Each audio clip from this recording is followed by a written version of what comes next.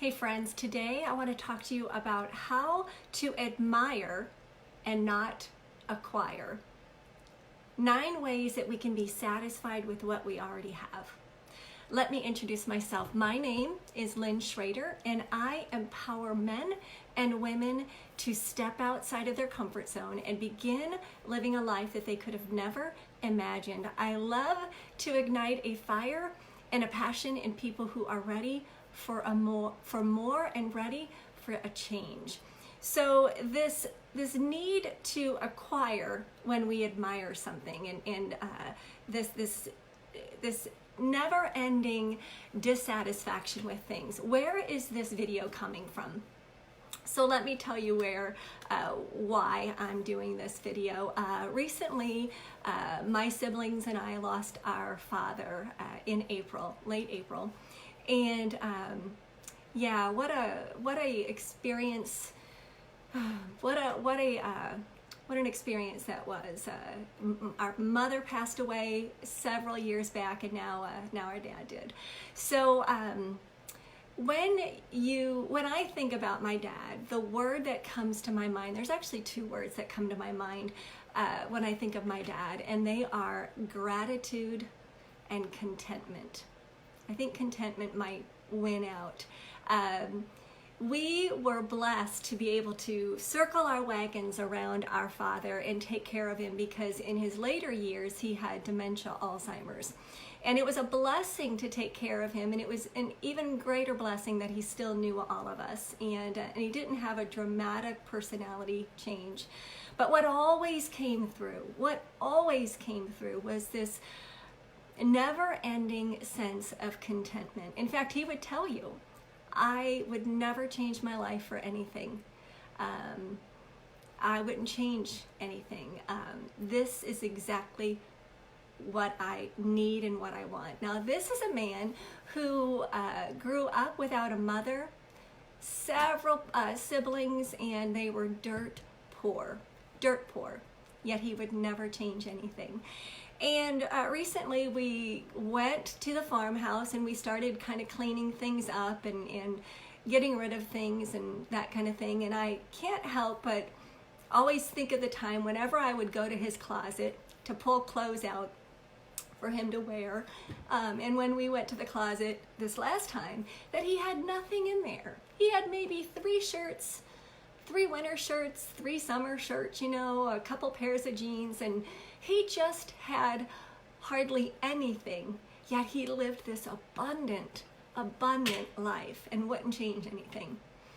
And I think about that a lot, especially when I glance out my window right over here and I see the Amazon van pull up several times a week with something else I've hopped on to order. So this video is for me just as much as it is for anyone else. We have to be careful that we aren't always seeking to acquire more. Can we just admire without acquire? I'm at the cusp of being an empty nester. So I am releasing things in my house, down, really simplifying, and it is liberating, but it's also sad at the same time. And the liberating part is to know that the clutter is leaving. I'm donating things. I'm just really keeping the bare necessities, and that's a long shot because I know I'm a work in progress, and I have a lot more than bare necessities around me, but I'm trying. But the sad part of this downsizing and this decluttering is also this in-your-face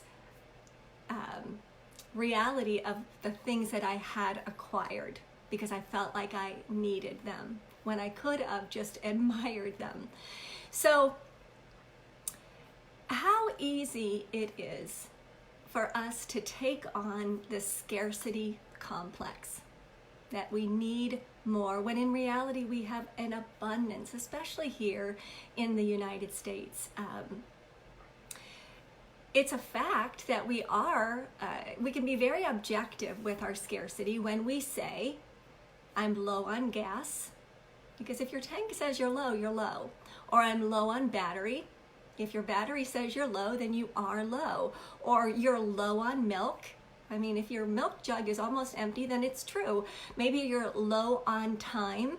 You've overextended yourself and you're running out of time. Maybe your bank balance is low.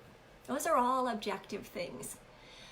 But how often can we get subjective with our scarcity complex? When we open our cabinets, our cupboard, and we say, oh, there's nothing to eat in this house, or the refrigerator, there's nothing to eat. When in reality, there are things in your refrigerator or on your shelves, but it's just not what you want. When we feel like we're going to miss out on things via technology, so we're always on our phone, because I can't miss that. I can't miss that news feed that's coming down. That is a subjective scarcity. Or when we can buy whatever we want at the drop of a hat, or we can watch whatever we want at the drop of a hat. It's sort of subjective. We forget the days when we couldn't watch things on TV unless we got up and we turned the channel, or there were only 5 channels available. Who remembers those days? Or when you couldn't hit buy now on your phone or PayPal or whatever. Who remembers those days where you wrote a check? Now, I'm not complaining that it's not those days again, because life goes on and life can get better. But when we let it get out of control and we begin living this scarcity life, when really it's an abundant life. So what can you and I do to rein in this need to acquire more? Instead of just admiring, we want to acquire. What can we do? So I've been thinking about this a lot. Now remember, I'm a work in progress, and these are some things that are really, some of them are just no-brainers, but I do know that sometimes it helps when somebody else says it. So here we go. And give me a thumbs up or give me a comment if you can relate to any of these, or if you have something to say. Number 1, take stock. Take inventory of what you already have. Look around you. Look around you at the books in your house, maybe the TVs, maybe the clothes in your closet, the shoes in your closet, the vehicle that you're driving, the job that you have, a myriad of things. Take inventory. Take inventory of what you already do have. And it will help you to not want more. When we're thankful for what we do have, we won't always be concentrating on what we don't have. It's a no-brainer.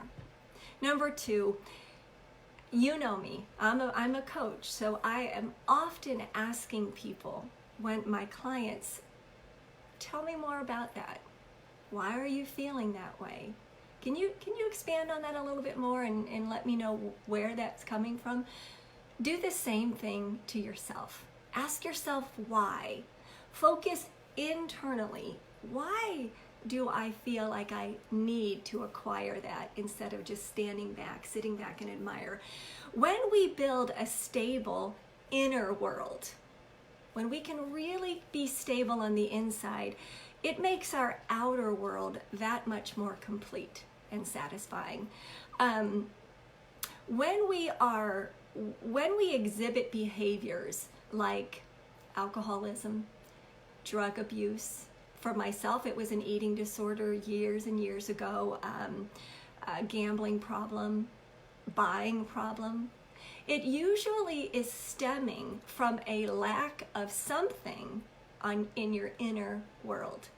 So ask yourself, why? Why do I feel like I need that? Now listen, I could do a whole video on that one alone, looking on the inside and asking yourself why. So my suggestion is, if you are already feeling those things, that something's not right on the inside, and therefore I want more, and I'm exhibiting these other behaviors, then go get counseling or get a coach. It's exactly what I do. do that and gift yourself with some inner stability because of that. Number three is to have goals. If you're going to be flitting through life, not intentional about anything or many things, then you're going to be you're going to be like that squirrel chasing things. But if you have goals, it will help you not always want what the next person has. Does that make sense? You have a goal, you know what you want, and your eyes are going to stay on that goal. Number four is stop comparing. We have a habit of comparing our bloopers to someone else's highlight reel all the time. You know, you scroll through social media and you look at the vacation that they went on, or the house that they have, or the experiences that they are experiencing, and we tend to see all of our bloopers or all of our mediocrity, and we want more. So stop comparing. Put your blinders on. I don't know if you know this, I think most people do, but I grew up with horses, and I grew up with a dad who had mules, and they had blinders on all the time. Why do they wear blinders? So that they don't look behind them and on the side and get spooked with things that are happening over there. We need to do the same thing. Put our blinders on and become focused. Number five, engineer your day. You take control of your day. Prioritize your day with what's important to you. Take the wheel. When we are always looking at the horizon of what we don't have yet, now hear me out, I'm a business coach too, and it is important to look at the future and project yourself there. But as far as this being content and this sitting in a contentment, if we're always looking to the future of what we don't have yet, we're gonna miss what's under our feet.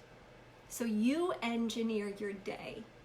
You engineer your day. Number 6 is to take a fast or shut off this media and technology for longer than what you do right now. Do you know there's a part of your phone will tell you how many hours you're spending on it. Be aware of that. Do a little test and find out how many hours you're spending and determine to lessen it. You know what I did the other day, and this was, I was not admiring, I was acquiring, but I was scrolling through Instagram and boop, an ad came up and I bought what they were selling. I don't need what they were selling, but I bought it. So lessen your media time and your technology time. Number 7, find your talents. Find your talents. You begin to emphasize what you're really great at, embrace it, and you will become satisfied in your race, your walk, your talents, because you are unique. You are unique. So start finding and embracing your talents, and it will help you to not always want what other people have. Number 8, cultivate abundance. Cultivate abundance. See when somebody else has something and cheer them on. Give them a, yay, I'm so happy for you. Why do we think that it's either a win or a lose? When somebody else has something, then somebody else doesn't. Somebody's gain is somebody's loss. It doesn't have to be like that. So cultivate abundance. Cheer somebody on. Be great. Be happy for what they have. Number 9, last one. Number 9 is the most sobering one, and this is what I really am always reminded of when I think of my dad. Number 9, how to admire and not always acquire is to picture your funeral. Picture your funeral. I can't take anything with me. I can't. It's not going to go with me to my eternal home. But what is going to go with me through other people are my relationships, my memories I've made with people, the words I've spoken to someone else. Those are the things that we're going to take with us via someone else, experiencing them when we leave. So I hope you got some value out of this video. If you did, please share it or tag somebody below. If you want to check out my website where I have a whole bunch of other blogs that are similar to this, just check it out at lynnschroeder.com. Thank you for watching and have a wonderful, wonderful day.